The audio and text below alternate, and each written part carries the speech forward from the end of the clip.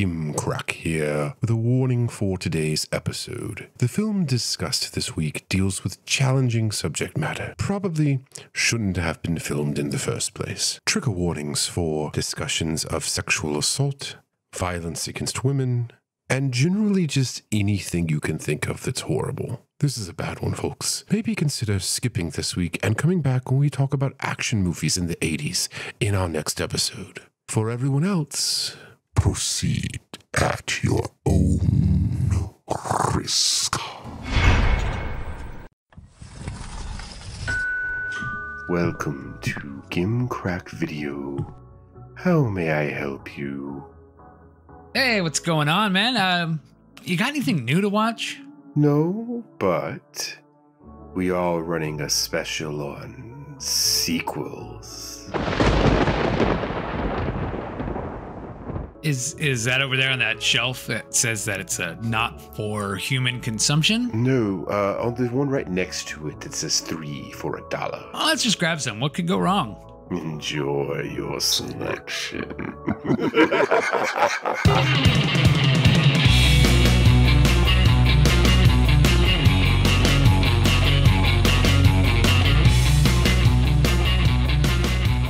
My obsession with Gidget continues. I don't like the movies. I just think it's hilarious that it exists in the way it exists. It's insane. Yeah, there's like 3 or 4 of those movies, and there's like a ton of those books. It was like a huge thing, and it's like they like just made up a teenage culture that did not exist. Yeah, and it just went away. And the names are so funny. It's like literally Gidget, you know, because you're like a cross between a girl and a midget. What the fuck? Moondoggy? Coda? Yeah. It's great. I love Gidget because it's so ridiculous. Right. And you got to celebrate the ridiculousness in the world. Yeah. Have you ever heard of Coffin Joe before? No, Patrick, I've never, ever heard of Coffin Joe. When you suggested him to me, it just kind of searched his name.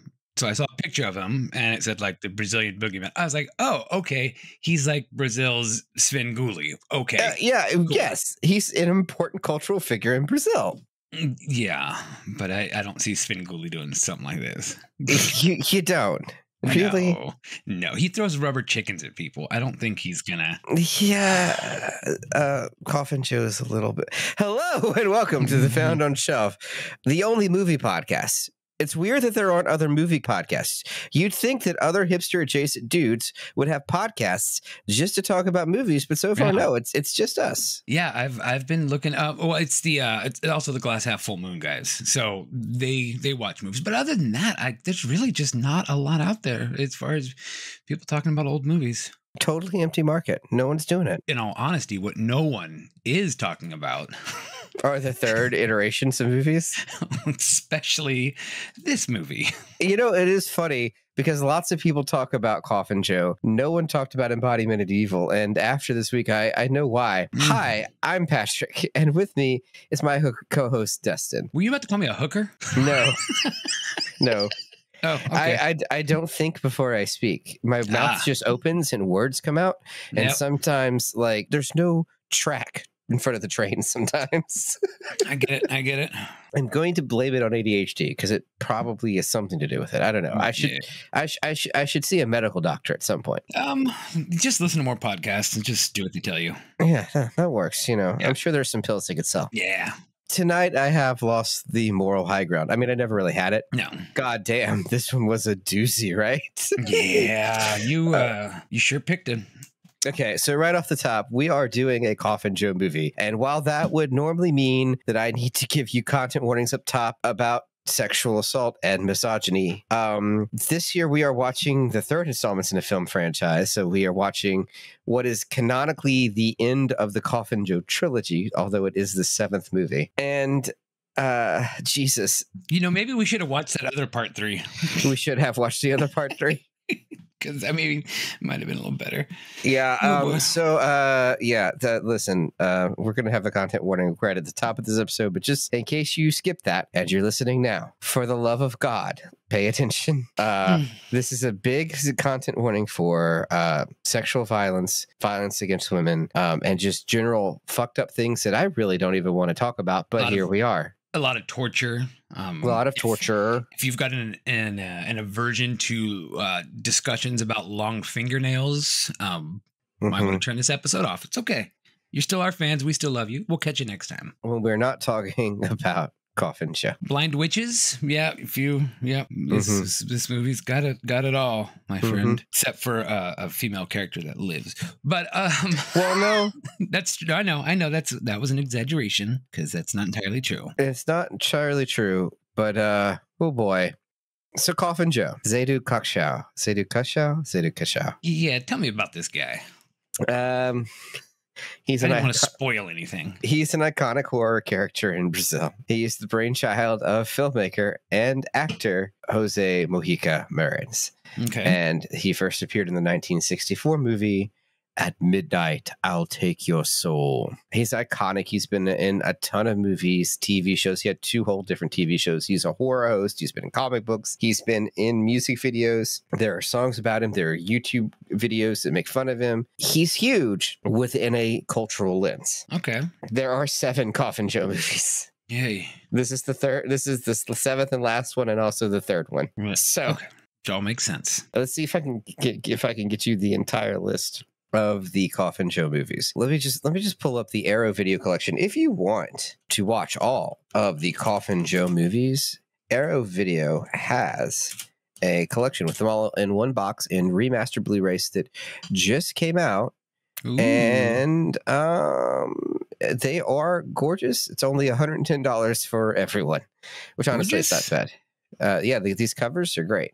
All right, the covers. Yes, a great cover artwork, like hand-drawn illustrations, brand new for this collection. Ooh, I like it when they do that. Yeah. Because they always know you're going to buy another fucking copy of the same movie that you already own, but it looks so damn cool. You have to buy it. It looks so cool. That should be their slogan from now on. Just like, look at this case. It looks so goddamn cool. I'll be like, yeah, you're right. I got to buy it. So are the other ones just like little shorts that he did that weren't considered a movie? No, they were movies. Oh, okay. This is not part of the trilogy. Okay. So because the further adventures of Coffin Joe, more or less. Okay, gotcha. So you have At Midnight I'll Take Your Soul. In At Midnight I'll Take Your Soul. Great title, by the way. Yeah, hey, right. I love titles like that. It is. It's great. It's a black and white film from 1964. It's extremely violent, but less so than what we watch today.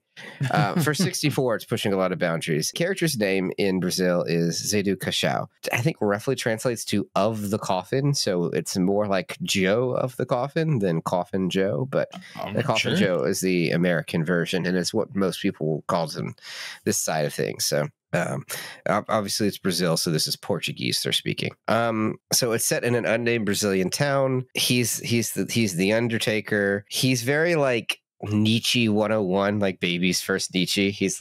I never got that little golden book. Yeah, and also, I challenge God to prove that there is no God or some shit, like, and I'm the best and the most superior. He believes he is the Ubermensch. So he's the Superman. There is no God. He's in a deeply Catholic area, but he's the Superman.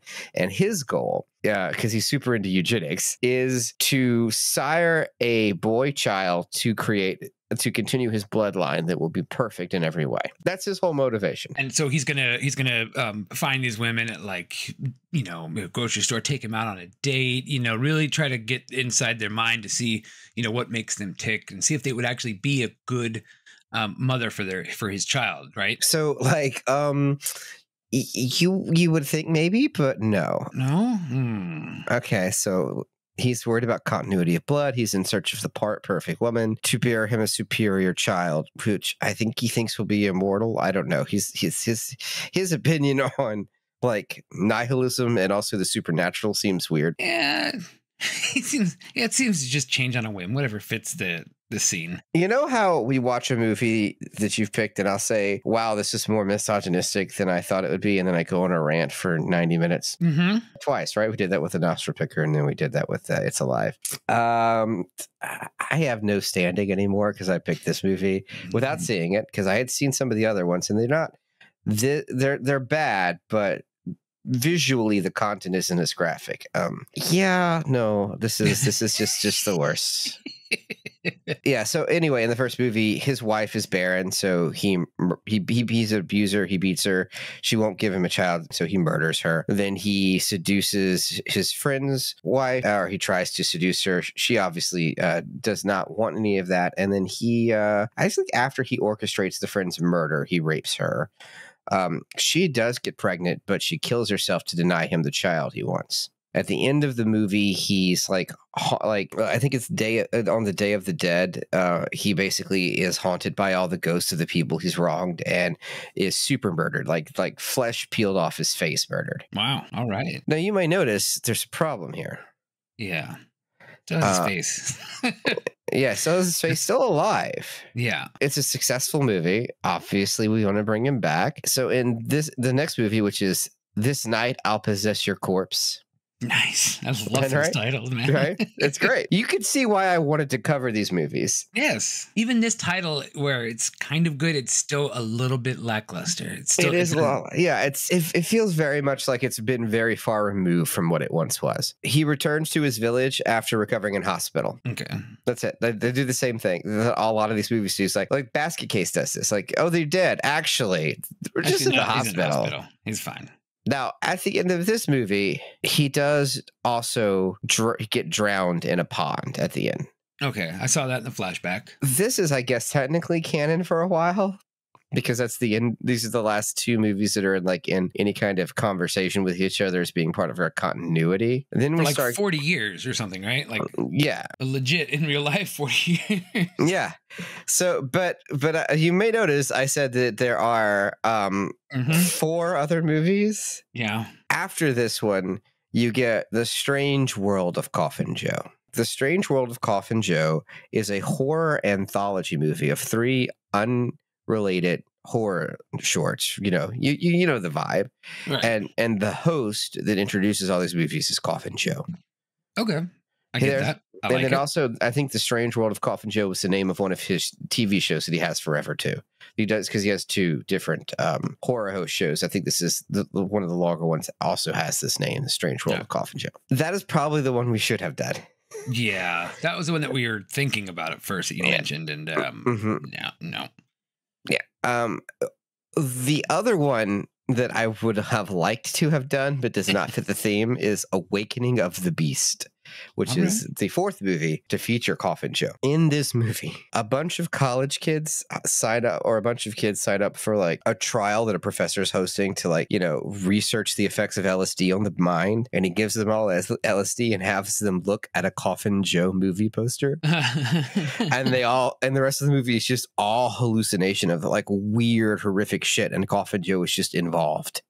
Okay. And then at the end, they come back to reality, and the professor reveals that actually gave them all a placebo, and they were just suffering the effects of looking at a Coffin Joe movie poster. It's goddamn amazing, right? I like it. You got nothing. It's just so crazy. You look at the poster and you lose your mind. Mm-hmm. Let's see, I think the next one is The End of Man. Strange Hostel. Okay, no, it's The Strange Hostel of Naked Pleasures. So The Strange Hostel of Naked Pleasures, which I think, great names. Yeah, I think this one might be getting closer to the version of things that we see later. Yeah. It's about these people check in at a hostel that's like a horror hostel. It's like this. They check into the hotel and horrific shit happens the rest of the weekend. And the guy running the hostel is Coffin Joe. They just don't call him that. Okay. They just kind of imply that he's Coffin Joe. I could kind of see where that could kind of work there because you want to hint at it, but you don't want it to be a Coffin Joe movie. Yep. Now, the last one he does in the 70s, and the last one the last movie that featured Coffin Joe before Embodiment of Evil in 2008 is Hallucinations of a Deranged Mind. And in that movie... Damn, they make some good titles. That movie's about the director and filmmaker Jose Marins, and it follows him like in his life, and he's like, of course Coffin Joe doesn't exist, and then freaky shit starts happening because Coffin Joe is like totally real or some shit. Oh, it's what was that, New Nightmare or whatever it was? Yeah, New Nightmare, but also before New Nightmare. Wes Craven's Nightmare. Yes, yeah. So before New Nightmare does it, and after apparently Jose Marins did it, there's also Fulci's Cat in the Brain, which examines like Fulci's life with horror elements cut in and out of it. All right. So this is like a thing that directors had done before Wes Craven like made it more mainstream. Right. Okay. So like Cat in the Brain's fucking weird. Everyone should watch it. I have not seen Hallucinations of a Deranged Mind. I'm probably going to watch Hallucinations of a Deranged Mind. Yeah. Because for every bit I really, really do not like this Coffin Joe movie. Coffin Joe's fucking weird as shit. It really is. It's just bizarre. It's surrealism in filmmaking. It is. None of these movies aren't surreal. Like the first two are black and white, except for in the second one, there's a color sequence when Coffin Joe goes to hell. Sweet. Just goes to hell. Yeah. And it's like naked people frozen in the walls and shit. All right. I am pitching you more on the idea of Coffin Joe, having witnessed the worst one. But yeah, I would say that's true. Yeah. I'm trying to set some runway up to justify why I picked this fucking movie without seeing it. This is another advertisement for why you should always watch a movie before picking it for a podcast, because maybe you're busy with work for 3 weeks straight and don't have a chance to watch it, and then you can't put off recording anymore, and you watch it the night before you record and realize, holy shit, this movie is really misogynistic and maybe we shouldn't talk about it, but there's no way to not do it now. So just some lay and some runway. Sometimes it's good to screen the movies before you pick them. Nah, I should do the opposite. Just go blind. Fuck it. Next season, all blind. I mean, to an extent, yeah. Coffin Joe, his whole vibe is like black clothes, black cape, black top hat, black beard, long ass fingernails. He's super dramatic. He does these long dramatic monologues. He like screams and shouts them from the top of his lungs about how superior everything is, and like he challenges the local religious piety, but also he's a fucking vicious monster from frame one of At the Midnight I'll Take Your Soul. He's whipping people in the bar. He breaks a bottle. He breaks a bottle in half, uses the raw glass to sever someone's finger because they argued with him. Like, oh, wow. Like he's gouging people's eyes out with his long ass fingernails. He beats women. He hurts women. Like he is like a deranged monster from the get go. Okay, now, which one was this? The first one. The first one. Okay. So he was already kind of like this. Yeah. Because you made it sound like this movie, he was like way different, but that's kind of the same. He's always been like this. They just escalated what they were able to show. Yeah, I guess that's true. And then it got really weird in like the hour long mark. Like everything before the first hour of the film, I'm like, oh yeah, this all tracks. Then the second hour of the film happens, and you're like, it's not out of character. but is, however, it's a bit uncalled for. Yeah. That movie won awards. If you go on Wikipedia right now, yeah, and you type in Coffin Joe, the thing you will see on the Wikipedia page is not a picture of Coffin Joe. Okay. It is a picture of Coffin Joe's giant float from Carnival in Sao Paulo in 2018. 10 years after this movie come out. Wow. This giant float that depicts Coffin Joe in the city in which Embodiment of Evil takes place. Wow. The way Jose says he came up with this is he had a nightmare, and in the dream he had a vision of being like dragged to a cemetery by this dark brooding figure, and that was Coffin Joe. And then he decided to cross that with like the image of a voodoo doctor, and that's how the image came about. Okay, I can see that. So where did Coffin Joe came from? This guy's dreams. Freddy Krueger, gotcha. All right. It's terrifying. He gave Coffin Joe a backstory in an interview or a book at some point, saying that like Coffin Joe developed his like atheistic, nihilistic, misanthropic viewpoints because he fought in the war, and then like the things he saw there warped his perception of like people and made him this monster. And then also he developed his misogyny because he came back from the war all fucked up and realized that his fiance had been sleeping with other men. So like he came back and like fleshed out this backstory and then never put it in any movie. Yeah, and it also wouldn't make sense for his drive to have continuation of his bloodline. But, yeah. you know. Yeah. At one point, did he get into like voodoo eugenics? I don't know. Oh, yeah. Yeah, well, pretty much. Yeah. So yeah, that's Coffin Joe, a eugenics obsessed person whose entire motivation is to sire the perfect child by finding the perfect woman. And he does that through horrific means. Mm-hmm. Now, in 2008, Jose came back and made another movie. And that is the movie we're talking about tonight, Embodiment of Evil. In this movie, he still plays Coffin Joe. He is the only person to ever play Coffin Joe in film, except for the actor they get to play the young Joe in the flashback sequences in this movie to showcase how he survived in This Night I'll Possess Your Corpse. Okay. That guy got the part because he made a comedy video that Jose liked, and he thought he looked like him, so he put him in this movie. The movie it's a famous YouTube or like semi-famous YouTube video that I sent you earlier, The Blind Date of Coffin Joe, which what a great name, right? Like right. A strange world, The Blind Date of Coffin Joe. And the joke of that video is, what if Coffin Joe tried to do his whole shtick through like online dating? Okay, I like it. Mm-hmm. And then he's obviously talking with like white Americans, so she's calling him like Zidu. Okay, he's like Zidu Kashao. He's like, okay, Zidu. I'm like, oh. And anyway, at the end, he like flips out and murders everyone because it's Coffin Joe. The tension in the Coffin Joe thing for me is the iconography is so good. The look is on point. Like the wild abandon of of just being essentially depicted for like the first half of the movie. It's just like the guy, like this monstrous guy, but like you don't want to fuck with him, right? So it's like almost like Dracula. And then the tension results in like, okay, that's all cool. The motivation, and the abuse towards women are all horrible. So like you can't ever be fully on board with like these Coffin Joe. All right, the Coffin Joe, you can't do that. But the iconography is so good, you can see why it lasted so long. And I think most of it is just the look and like the swagger of just like these like manic orations that he does. Yeah, with the long ass fingernails. Yeah, yeah, it's pretty out there and it definitely unique, and it's him. It's like it's all personality.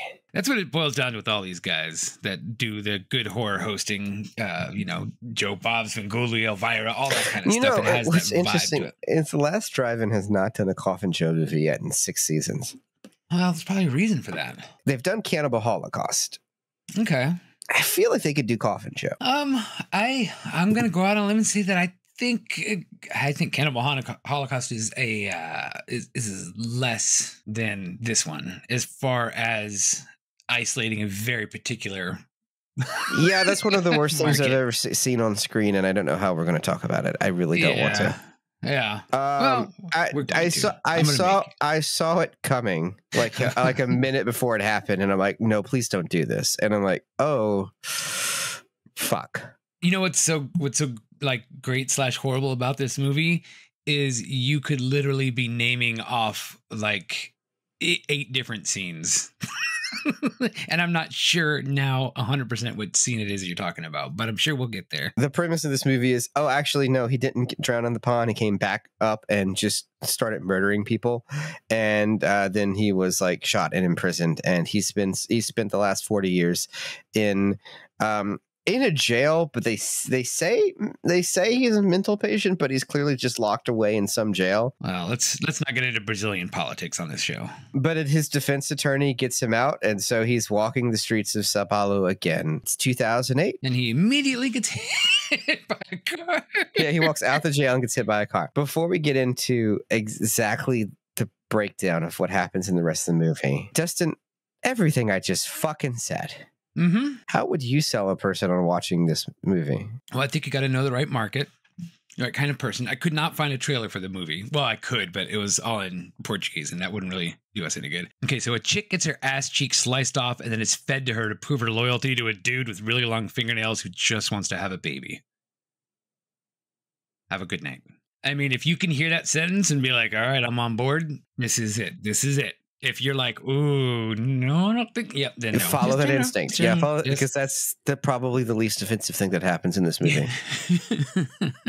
I don't even think I'm exaggerating. No, yeah, but it's a gateway. It's like if you can't make it past that one, then just don't enter. Okay, all right, let's fucking do it. Embodiment of Evil, 2008. Like I said, Joe's been locked away for 40 fucking years, and he gets let out because of a good defense attorney. He walks out the prison and immediately gets run over by a car, but he's okay. Yeah, and it's like the guy that ran him over knew him, kind of. Yeah, I mean, I guess it's kind of that was a terror in the town 40 years ago, and this guy's like, hey, I know you. I didn't understand why he did, but I mean, I guess it was like to try to show that he still has enemies or something. I guess so. Yeah. Bruno, the Igor ripoff, is from. We don't talk about Bruno. The character that Shauron speaks his name. It was an addition from This Night I'll Possess Your Corpse. So he's been around for a while. Okay. And that's why he's like, that's his, like you said, that's his Igor. That's his trusty little sidekick that he just kind of takes on whatever. All right. Bruno leads him to a basement somewhere. Yeah, they go into, what do they call them? A favela, which I only know because I watched like one movie about Brazil. But yeah, I took him to like in this weird Was like it City of God? area.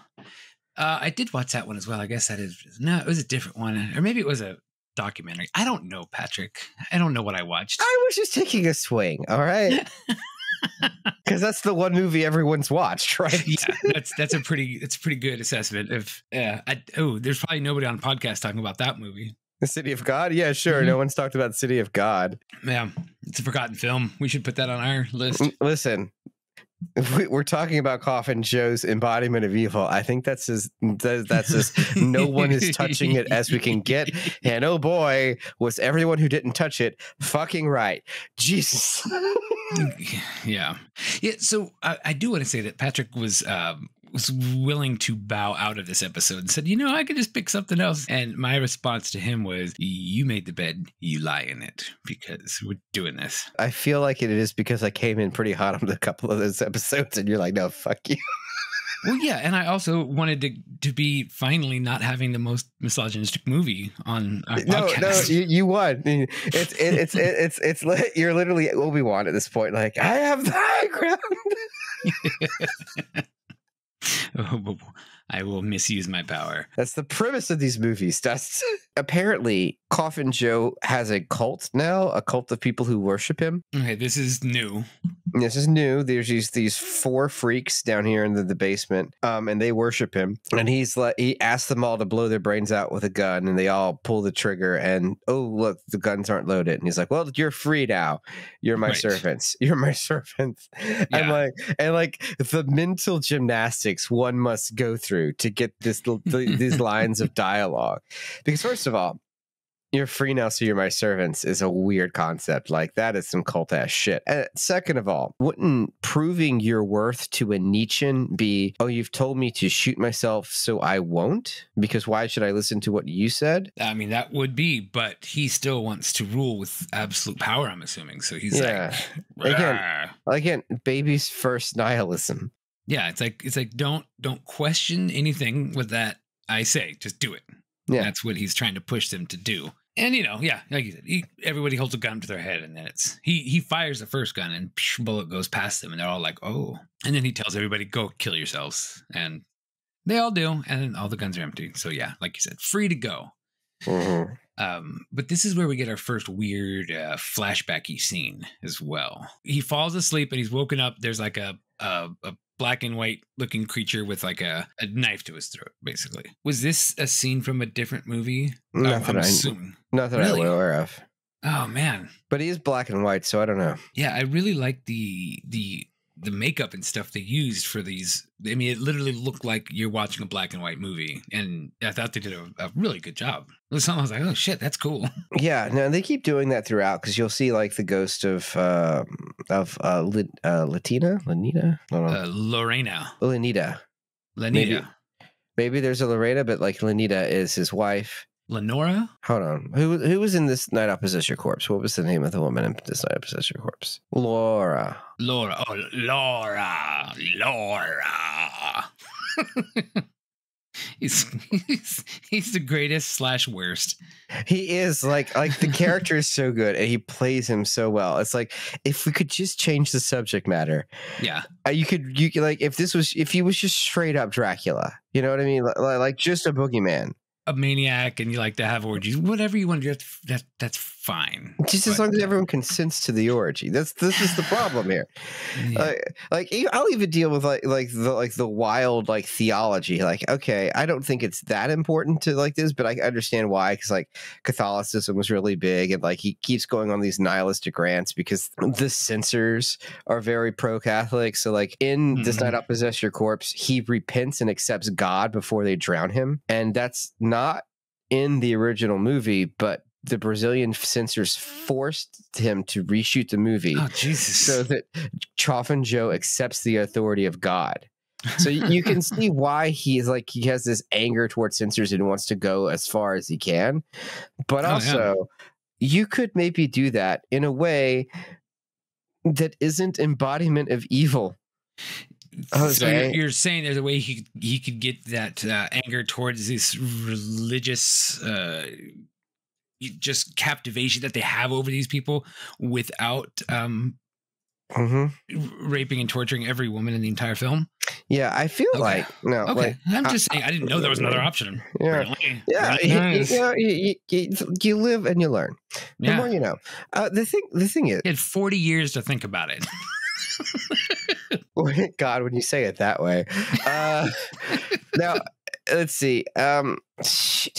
He was 83 when he died. He did die in 2020, in February of 2020 of pneumonia. So maybe pneumonia, maybe not something else, maybe nothing else. You can't really be too sure in 2020. But yeah, this is we can't ask him right now, unfortunately. And if he did tell us, we probably wouldn't understand because we don't speak Portuguese. I don't know that he would tell you in a way that made sense.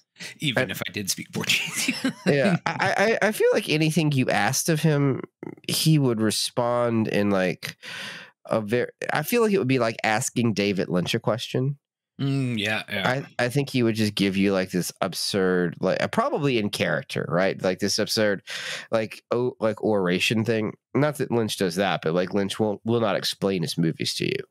And I think that Jose would probably have not been. I don't know. I could be wrong. There's a lot of documentaries out there. I didn't watch any of them. There are quite a few. There are quite a few documentaries, most of them in Portuguese, but there's probably some subtitles you could listen to if you'd like to go out there and research more about this person's life and his artistic intent. We're going to really kind of just narrow down into what this movie is. I don't want to make broad strokes against what he's doing, but I am saying I do think you could have done this a different way. That was not what it was. It's not entirely. It's not asking for too much, but yeah. So let's get it. One thing I did make a note here that I wanted to bring up was this movie has the weirdest fucking like wipe scenes. Like it's a fast, aggressive wipe. Okay, it's called a whip. It's just and the sound that goes with it on this movie. It's a whip. I would usually use a whoosh, but they have like an impact, like a metal impact. It's like an iron gate closing. Like it's a crazy whip. and I need to stress, this is the only transition they use. Yes, every single freaking time. Every single time it cuts to a new scene. Every time. It's the only transition they use, and they use it for every transition. This is such a choice. Yeah. And it's a bad one. Yeah, it was abrasive, and it just kind of hit you.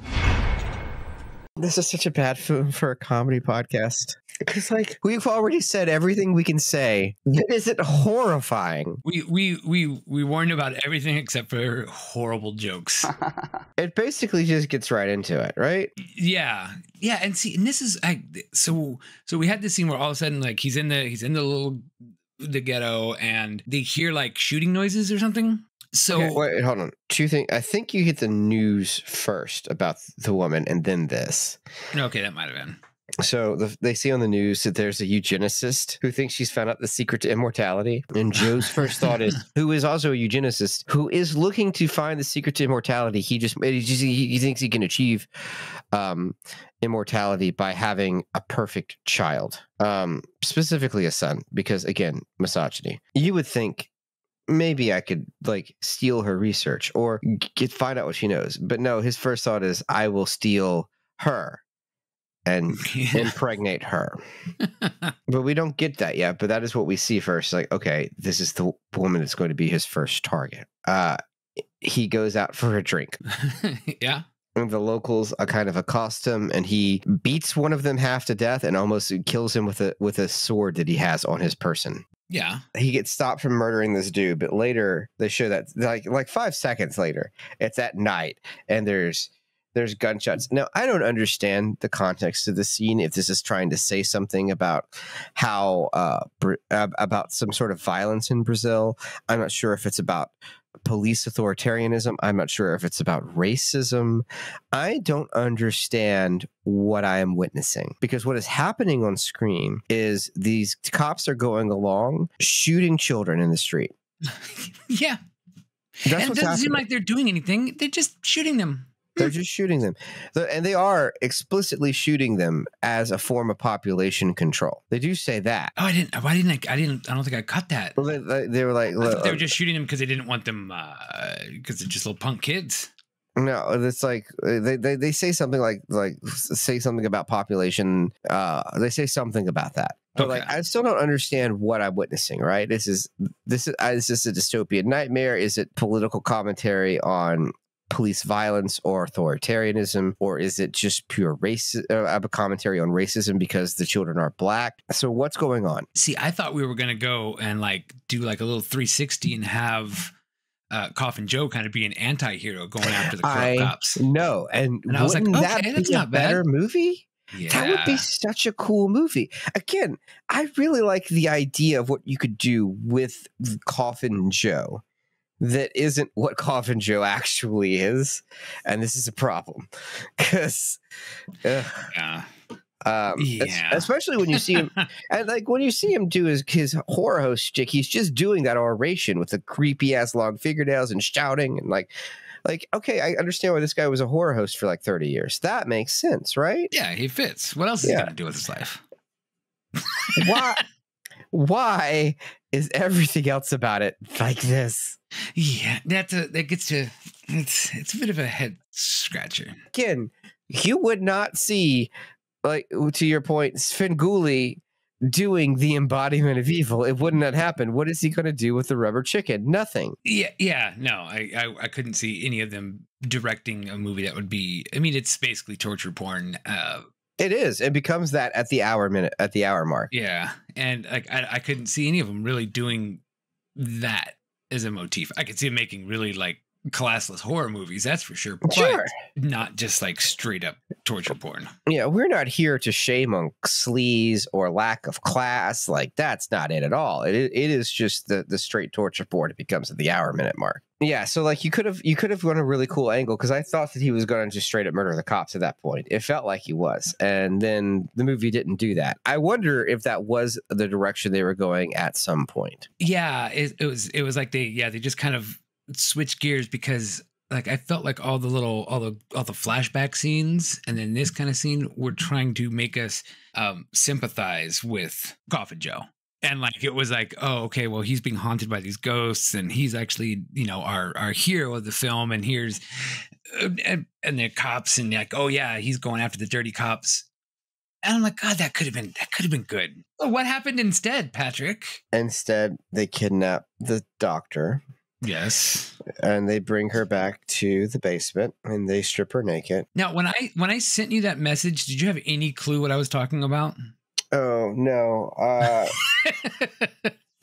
He sent me a message just like, what the fuck? And I'm like, oh, is it have anything to do with eugenics or rape? And he said no, but it's about eating ass. Yes. So they drug her, and it is debatable here and whether she hallucinates this or if this actually happened. Yeah, I would have to agree with you on that. I don't know if that was weird editing or if that was just supposed to be, but I don't see why it wouldn't be true, knowing what we see later. Yeah, but like he drugs her, and then the sequence you see is he takes a sword, he cuts off one of her ass cheeks. Yep. Yeah, just her right ass cheek, just the cheek. And then gives it to her, and she eats it. Yeah. And throws up blood. And then she comes to, and either that happened or it didn't, but she does pledge her fealty to him. Yeah, because, that was the test. She was willing to eat her own flesh. It makes no sense. You know what? Coffin Joe is just like some frat boy, like doing their little hazing rituals. Like he just fucks with people like, oh, put a gun to your head. I want you to kill yourself. And they didn't do it. And he's like, nah, you're part of the club. Come on in. He drugs this chick. He's like, you ate your own ass cheek. Huh? You in? And they're like, yeah, I'm still in. He's like, just kidding. You didn't eat it. You're fine. I almost like that version of Coffin Joe better. It just doesn't. He's just a slapstick guy. Like, I'm just fucking with you. Yeah, he like looks at the hidden camera. That's the Coffin Joe we need.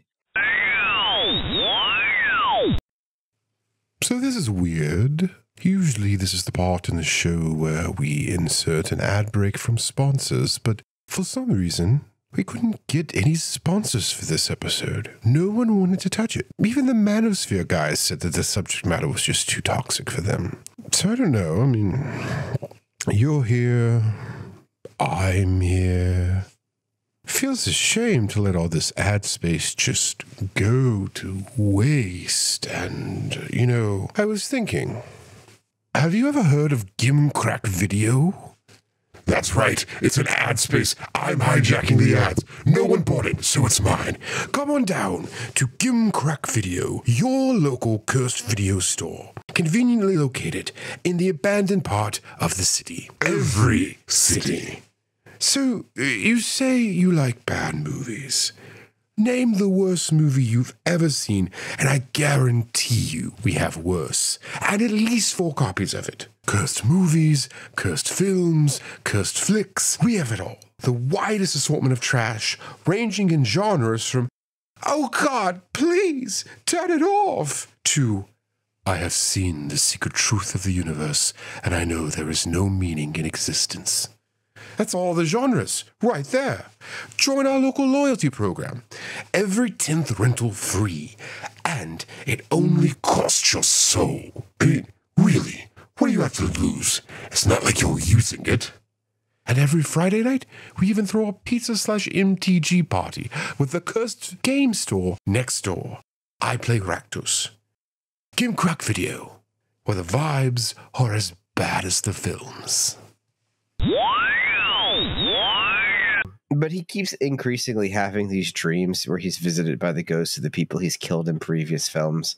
They show up painted in black and white body paint. And so spread out through these, that's happening. Also, in the local community, he is confronting 3 local witches, one of whom is a young woman. So you have it is a take on the Hecate, right? The Hecate. So yeah, so they're a riff on the Hecate, right? You have mother, daughter, and crone. Okay, I don't know about that. Okay, so like the triple aspected deity, the Hecate. So like it's reductive to say the goddess of witches, but that's usually how it's depicted, like in like schlocky horror movies, right? So the Hecate is what you see in. Did you watch The Sandman season 1? Oh yeah. So that. Also, the 3 witches in Macbeth, probably. Okay. Like there's all versions. So like in the triple aspected deity representing divine femininity. All right. So that's what we're seeing here, right? I think they're supposed to be her aunts, but like that's the trope they're aping Implication, visually, right? So there are witches there as well that are challenging Joe's power. And then they're like, we could give you a son, and he's like, I don't believe in witchcraft. And he's like, well, we could curse you so you don't have a son. And he's like, I don't believe in witchcraft. Yeah. I mean, I make it sound very blasé, but he does it by screaming curses at people. And when I say screaming curses, I don't mean using swear words. Screaming dramatic, almost Shakespearean condemnations of people. Yeah, it's quite fantastic when he just gets to go on his little rants. I do like that the movie makes fun of that later with the priest, because the priest does the same thing. Yeah, what the fuck was that about? Yeah, and then he's like catches himself, and the movie frames it as being stupid, and I'm like, okay, that's funny. Yeah, okay, I got you. Did we talk about the cop when he went to go like? Right. So talk to his wife. Cop with his wife? Yeah. So the cop goes and he finds out that his wife, that lady, she was the one that helped free Joe. That was his wife? Was his defense attorney? That was his wife. His wife was a defense attorney because he said, what are they going to do when they find out that my wife let him free? No, I didn't realize that. Okay. So which makes it even worse. What happens? Yeah, it is. There are two cops. One of them was blinded by Joe in a previous movie. The other one has his throat slit by Joe for trying to kill a child on the streets, and Joe just cuts his throat. Again, there's clearly was a direction in this movie where they were like, well, what if Joe was like a street fighting guy? What if Joe was going against the corrupt police? Yeah. There was clearly like a thread of that somewhere that they like spliced in, but didn't. Yeah, I got the same vibe from it. It was two different movies happening. So there are two brothers, and apparently one of their wives is the defense attorney, and I missed that plot entirely. It was a pretty fast scene. It didn't really have any follow up to it. It was just. So there's all these moments of Joe being visited by the ghosts and screaming and realizing he's losing his mind and being confronted by his followers who just kind of reassure him. He has a vision of hell. But wait. Oh wait. I'm sorry. I did skip over a really important part of how he got there. We didn't finish the cop story really, because when the cop whose wife was a district attorney at Freedom, he went to go confront her.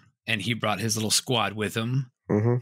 And then they just beat the shit out of her with their nightsticks. I feel like I was taking notes at this point. I don't remember that at all. Yeah. You could have been, because like it was like maybe 20, 30 seconds. It was a pretty short sequence, but it was like they beat the shit out of her. They're showing just like shadows of their billy clubs just coming down, and I'm like, oh my god, that's his wife. What the fuck? And then after that scene is when Joe's walking around looking at all the hookers like a hot buffet from Frankenhooker. Eventually Joe decides that he really is interested in the young witch. So he confronts the two older witches, and they're like, we're like, you can never have our niece. And he's like, and he's like, I think I can. It's like, over our dead bodies. And he goes, well, I wasn't thinking about that, but that's almost verbatim dialogue. He's like, I wasn't thinking about it, but this movie won awards in Brazil when it came out in film festivals. Well, wasn't like the first horror movie in Brazil, the first movie at least. It was the first one was at midnight I'll take your soul. Listen, so that's kind of they got a lot to live up to there, I guess. But like, imagine if Dracula came back and did this. But for real, what if, like, in the context of in the cultural context, you see Dracula starring Bela Lugosi, then the next movie you see is Dracula with even older Bela Lugosi, and this happens. that would be a little messy. It gets there. But yeah, so the younger witch comes back. Joe, this time I would say, seduces her. Because like seems like she's down for this. Yeah, I think so. They have sex. Do they? Because his pants never come down. This is a weird thing to focus on, considering what I'm about to describe. Yeah, but I don't know if his pants actually come down. So I don't know if they actually did have sex. There's a fly. There's a lot in this scene. Okay, if we don't need to talk about whether or not you can see Coffin Joe's junk. Do you want to see 73-year-old Jose Mojica Marin's naked torso? Do you want to see anything below No, but his at least he could torso? imply that the pants have been pulled down. And when you said there's a fly for a second, I thought you meant a fly, like flying around fly, not zipper fly. But now that makes it. But I don't think anybody's hands goes near there. It's just, again, a weird thing to focus on considering what I'm trying to describe. Well, go ahead and describe it. Prepare to beat off. You need to not use that in the rest of this episode. That's why I had to do it now.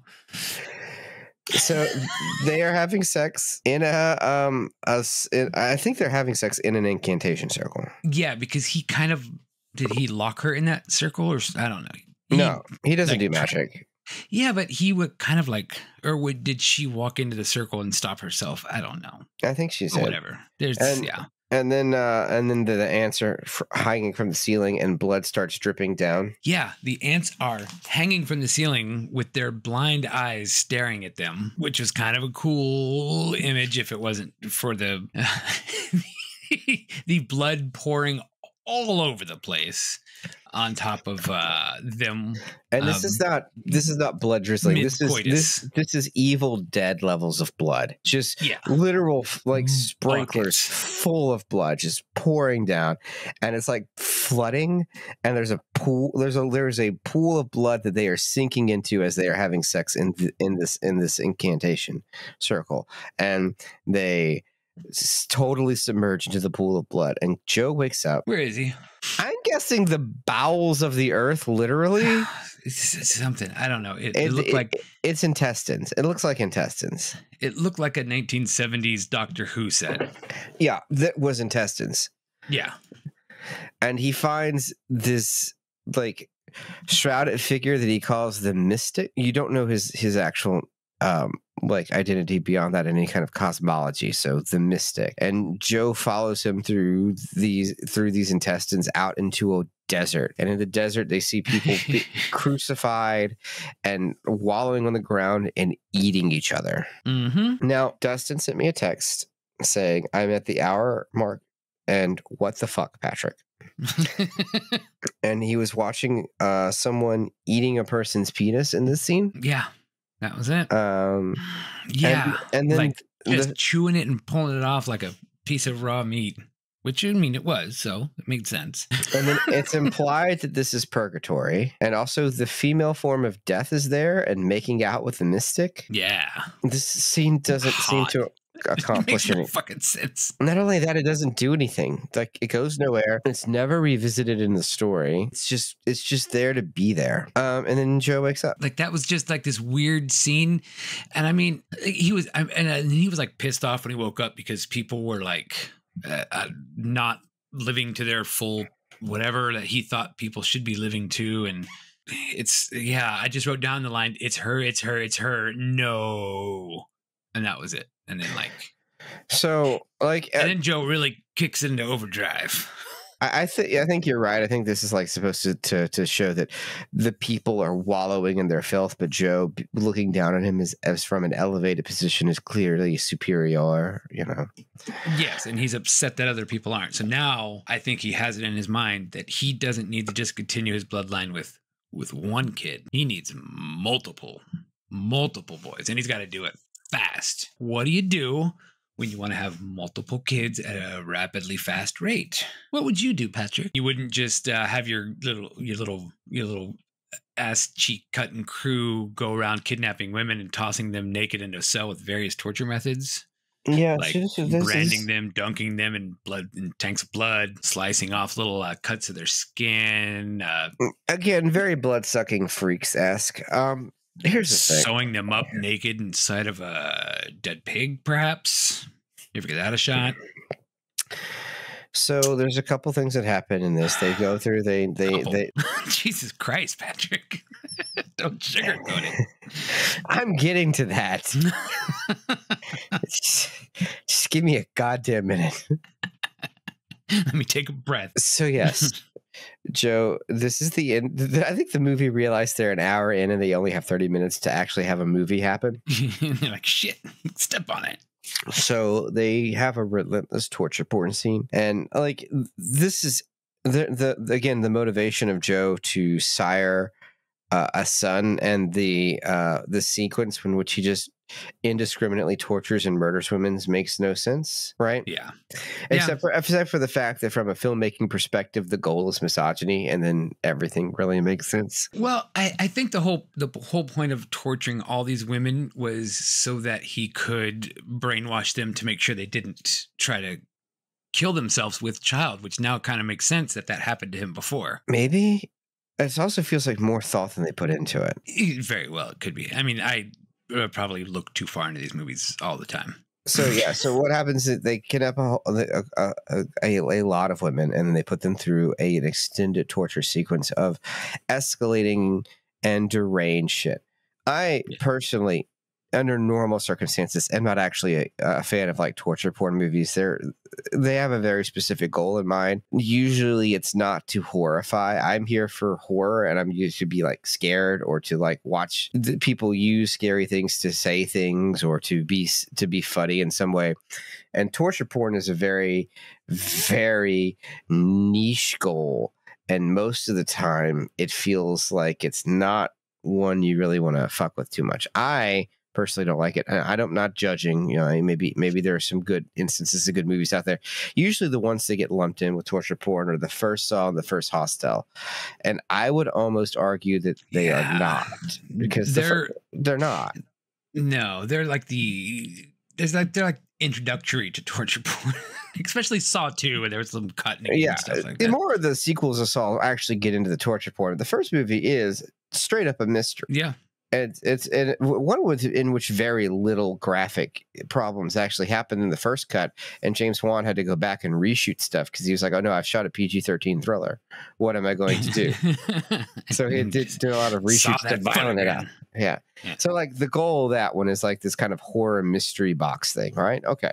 So we could put that away and say the first Saw, I really don't think qualifies as torture porn. Yeah. But you could definitely make an argument for the subsequent Saws. The first Hostel, this one's a little more nuanced. I would call it an exploitation film, because you have that torture sequence, but like you have like 20 or 30 minutes of movie before the torture sequences, and then you have like trying to escape from the madhouse. So you have like a thriller element to it. So I would say it's more diverse than just trying to be a torture porn film. But you could make an argument against that too. The Hostel goes places, right? Yeah, but no, you talking about like American Guinea Pig and those kind of movies. There's like it is a torture porn.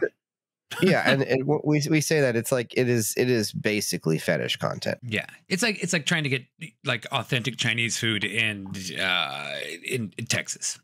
You're not really gonna get it, but people label it as Chinese food, and it's like, okay, well, I guess, but people label like they have this generic term for torture porn, but then when you get down to it and actually see some kind of torture porn, it's a whole nother fucking level. If that made any goddamn sense. I don't know, but I feel like you're coming for my sugar chicken. No, but I'm about to kick your biscuits. Okay, so we're gonna briefly mention this. I really don't want to talk about this in detail. Well, can we skim it just a little with the highlights? We can skim it, but yeah, let me see what your highlights are, and I'll see, and I'll mention anything that might be on my list. The torture sequence culminates, and I would, with one of the worst things I have ever seen on film. Okay, that's the one. Yeah, it's on my list. It is a genital mutilation scene involving animals. I would caution anyone against watching this movie because of the existence of this scene. Fulci was rightfully called a misogynist because of his genital mutilation scenes in The New York Ripper. This goes so much farther than that. And I watched it and immediately just said, I don't know if we can do this movie. Holy shit. Yeah. And that was where our conversation came from. But that was roughly 24 hours ago. So here we are. Yes. I don't know if I want to go into any further detail than that. It's really fucked up. But Well, okay. I wrote a really fast note that you could just say it and move on. So he's torturing these girls by various means. He's whipping some of them. He's shoving other ones in trash cans full of roaches. Then he has this one girl that's completely tied down. He pours boiling hot cheese. Do we need to do this? Boiling hot cheese. That's the first step of the torture. Pours it all over her. And then he releases the... Oh, Jesus Christ. And it actually... And so from the camera inside the vagina, we see... It's a bit much. I can't see Svengoolie shoving a rubber chicken up there and calling it a night. Like, that's just not going to happen. And the cool thing is, if you want to watch this movie, you could watch Svengoolie instead and have a better time. Yes, go watch Svengoolie. This is gonna. Can we get a hold of his people? Maybe he'll throw an ad on the show. Not after this episode. Well, okay. Maybe that's maybe. All right, let's get past that would be like trying to get an endorsement from a cake company while talking about Salo. Let's get back to this movie. Let's just get through it. We need to get past this, Patrick. We're almost there. Immediately after this happens, the cops raid his warehouse and all of his cult scatter and get arrested. The place is somehow abandoned and he's on the run. Like, immediately. Oh, yeah. Immediately. Really feel like they were like, oh, shit, a movie has to happen. And so where do they decide to go with this movie? They go to like an abandoned fairground with like, of course, a haunted house. Yeah, he runs through the woods. He kills one of the cops, and they go to an abandoned fairground where he has put the cop's head on a pike. We have overlooked a character. Oh, the priest. We didn't really talk about his scene. Yeah, so there is a priest that is brief, that is like been tertiary, like on the outskirts of this movie. Apparently, his father was murdered in a previous film. Tell us how we're introduced to the priest. Hold on. I want to highlight that he goes backwards. Okay, got it. Yeah, he goes to the cop and it's like, and one of the cop brothers. He's like, "Cut me in on killing Coffin Joe, because when you kill him, I'll use my priest powers to damn him to hell." And they're like, "You're in." He's basically like, "All right, cop, you kill the body, I'll kill the soul. We got this." I feel like in a world in which Catholicism is real. Yes. I'm not making broad statements about things. I'm just saying, if we're taking for granted that Catholicism is real and hell is real, do not think you need extra assurance that Coffin fucking Joe is going there.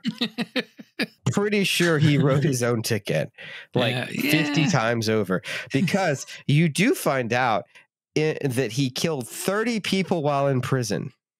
Yeah. But they were all pussies, according to the... Was that the actual dialogue? That wasn't it? He said something like that, a bunch of pussies in jail or something like that. I was like, damn. Yeah, the language the police use is pretty offensive in this movie. But everything is offensive in this movie. Yeah.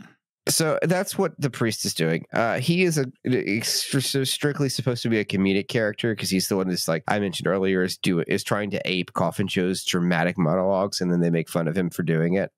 We are introduced to the priest. He is praying at an altar, but while he's praying, he has his nipples clamped to a box, which he is hand cranking. Now, is this applying tension or applying voltage? At first I thought it was voltage, but I believe it was just tension. At any rate, he's sexually pleasuring himself by inflicting pain on his nipples while worshiping at an altar and fantasizing about getting revenge on Coffin Joe. Yeah. All at the same time. Yep. That is how we are introduced to the priest. And it only gets better from there. Yeah, sure. He every time you see him, he's walking around with this giant crucifix. Like this wrought iron crucifix. He just drags with him everywhere. It's nuts. He is the other side of the bizarre Coffin Joe, which I think would have ultimately been almost a better movie if you would have had him as the good movies in here, and they'd made none of them. Yeah, you have the priest guy as the messenger of God, but he's like secretly dastardly and does all kinds of bad shit behind the scenes. And then you have Coffin Joe, who's outwardly everyone views him as being a villain, but secretly he's actually doing some good stuff and killing the people. That would have been an amazing movie. Instead, Coffin Joe is exactly the person that you think he is. Damn it, Joe. Damn it, Joe. Yeah. So let's see. I wrote my notes. The rats. What the fuck? Running through the forest. Oh wait, now we're at the merry-go-round. Joe gets shot, and then like the ghost kids show up. The kids that the cop shot earlier showed up and Drag the cop to hell? Yeah, basically. Yeah. They show up, and I think they kind of distract him, and then Joe stabs him. Yeah. And then Joe's like, "Oh, I got everybody free," and he starts walking off, and that's when the priest walks out and he says the Trinity versus the Trident, which is a great fucking line.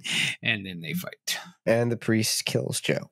Yeah, by like and stabbing him with that crucifix. God, he's got such great lines. He said, if hell existed, I'd go there on my own 2 feet, but my blood is immortal.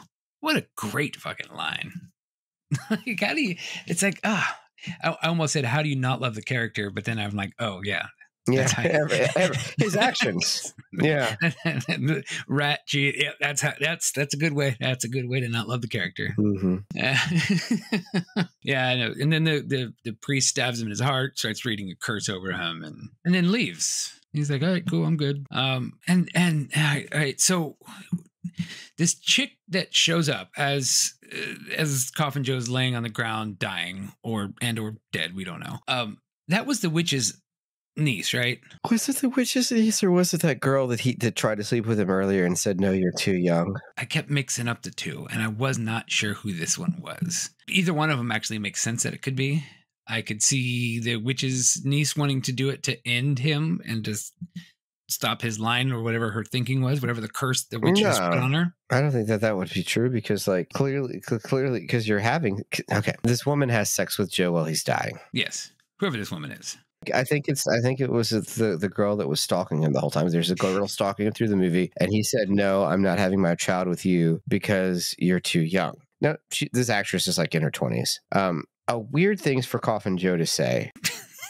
Coffin Joe's got morals. It's such a puzzling character. It really is. He's polarizing within your own self. Because you're like, oh yeah, that's good, and then oh yeah, no, Joe, yeah. What are you doing, Joe? I have no idea how to approach most of this movie. Yeah, she has sex with him, and he's barely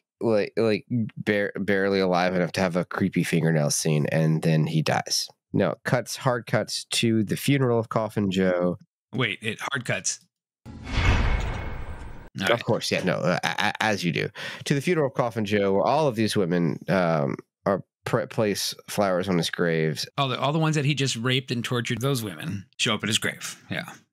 It's not misogynistic at all. Then they're all pregnant. Yep.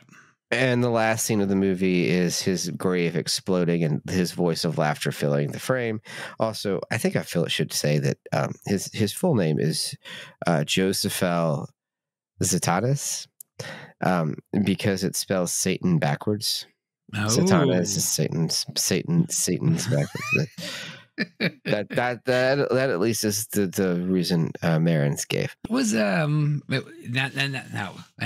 was the end of Coffin Joe. This is the 7th Coffin Joe movie, the end of a trilogy, more than 40 years in the making. Yeah, unfortunately, cultural icon, and this is what happened. And like you said, there's definitely good movies in here.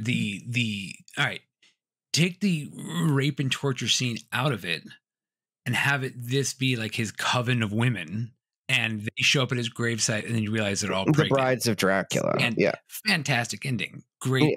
Yeah, consensual partners in his like continuity of blood is less problematic. The eugenics is still there, but like there's not the baby steps. The all-consuming holy God reaction you have at the hour mark in this movie. I mean, if someone pours boiling hot cheese on me and shoves a rat inside me, I'm really not going to be that happy at their. I mean, I would be that happy at their funeral. I wouldn't be that solemn at their funeral. I would be like, aha. I think I when I looked up the title, I did see they were rebooting it. Are they? Yeah, like with Elijah Wood or something. No way. Hold on. I'll go look it up real fast while we're live. Fuck it, we'll do it live. Fuck it, we'll do it live. That's our motto. Yeah, pretty much. Elijah Wood Spectrovision to reboot horror icon Coffin Joe. This came out in 21, and you can tell the article just cues the picture from Wikipedia because it's the parade float. Nice. Let's see. Accessible.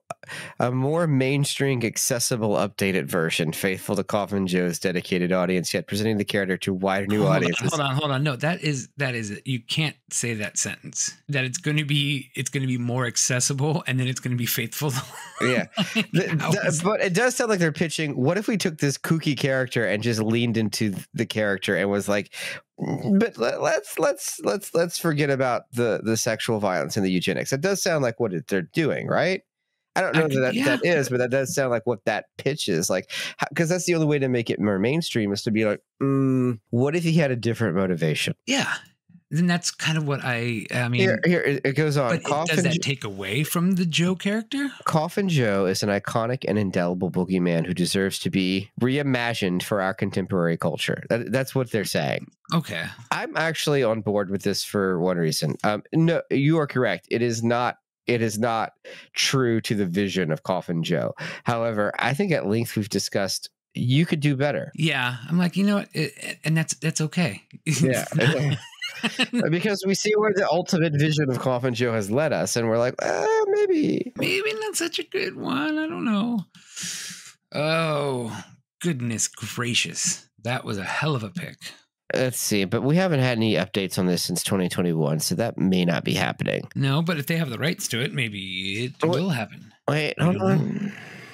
2 new Coffin Joe reboots are in the work. There was something in Mexico they were working on one or something. Oh, okay, gotcha.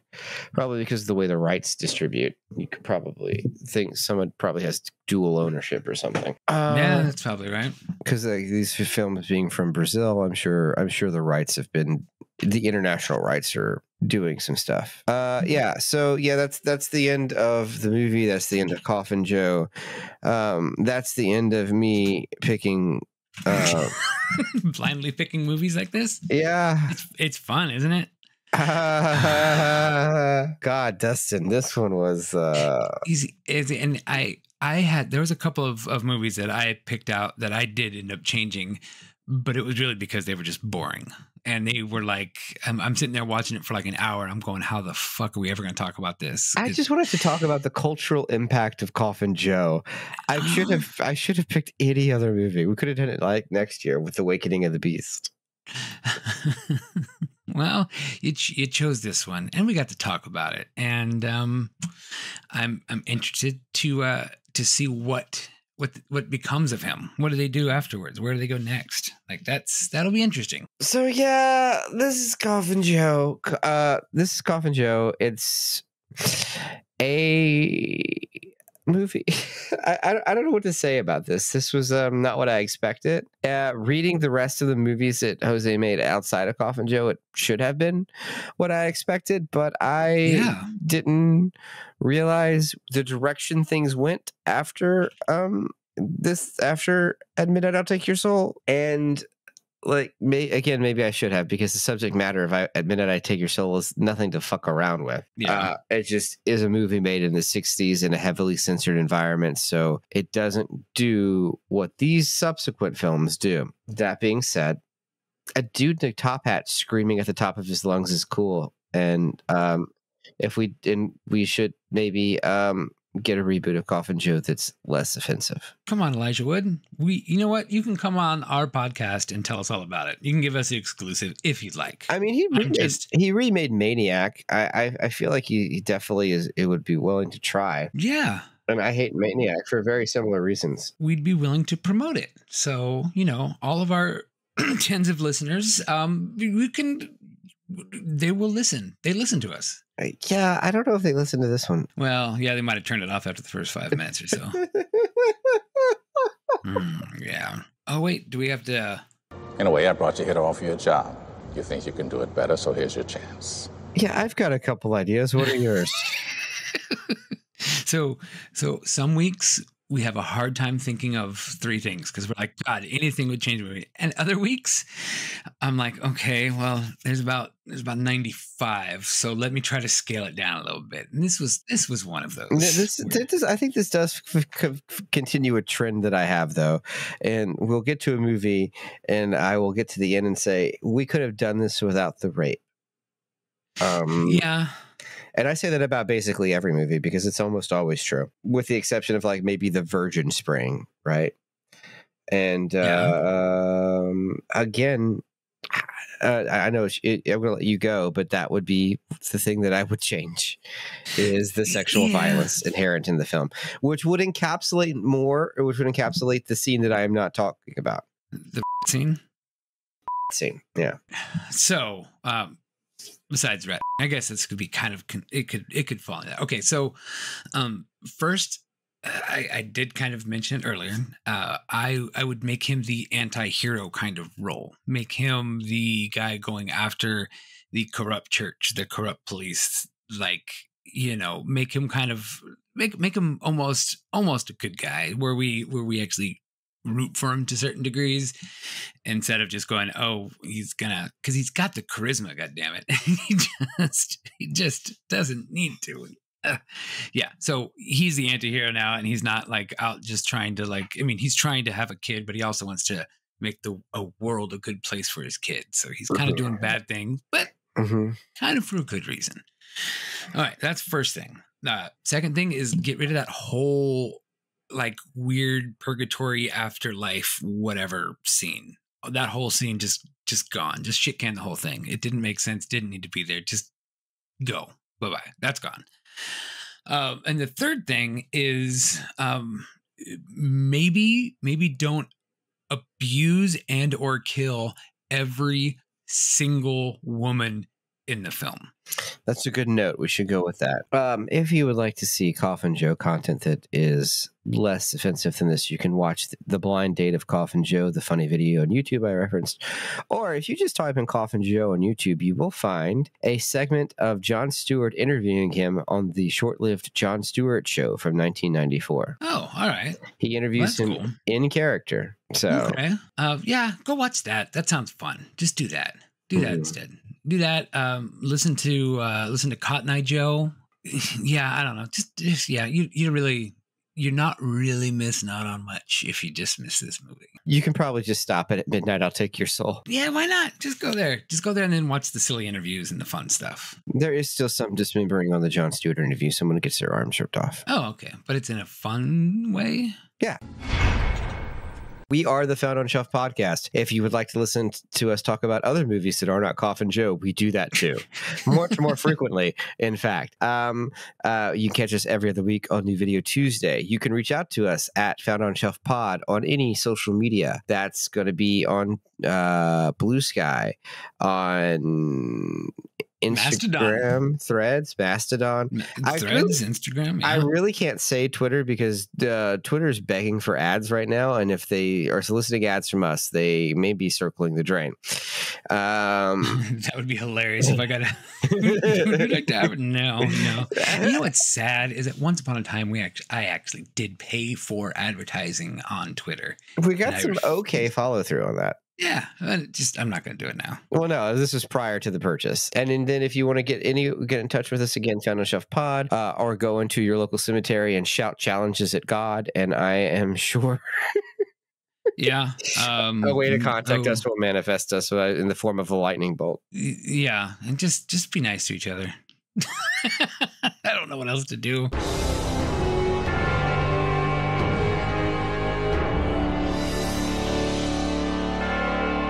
His music was badass, though. I see good within you.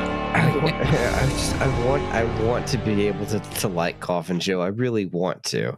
Yeah. But I can't because he's Coffin Joe. Yeah, it's like you got to ask like 30 questions before you can recommend this movie. Like we gotta come up with a Coffin Joe checklist. Be like, all right, how are you with rats? You're okay. You're okay with rats. How are you with rats? You know what, Mom? I'm gonna skip that question. Let's go ask another question.